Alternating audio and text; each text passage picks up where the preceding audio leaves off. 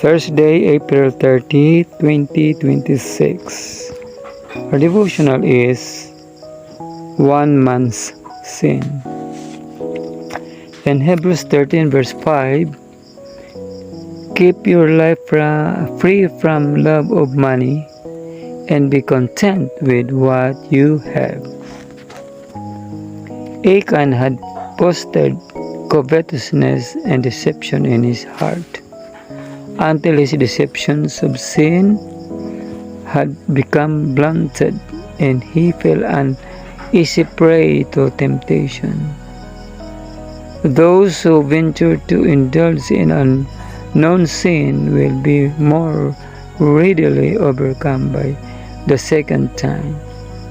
The first transgression opens the door to the tempter, and he gradually breaks down all resistance and takes full possession of the citadel of the soul. Achan had listened to repeated warnings against the sin of covetousness.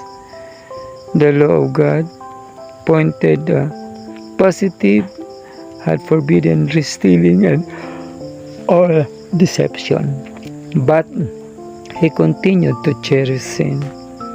As he was not detected and openly rebuked, he grew bolder. Warning had less and less effect upon him until his soul was bound in chain of darkness. Shame, defeat, and death were brought upon the Israel by one man's sin.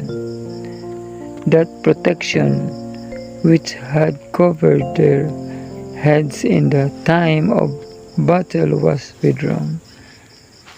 Various sins that are cherished and practiced by professed Christians bring the frown of God upon the church.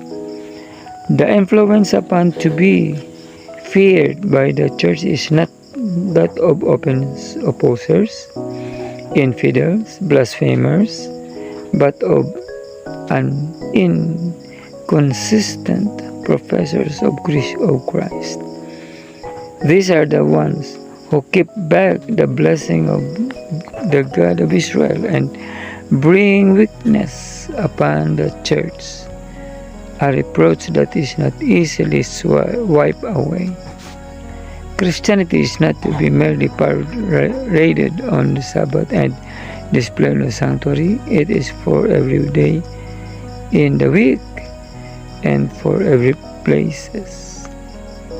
Its claim must be recognized and obeyed in the workshop, at home, in business transaction, with burden, and with the word.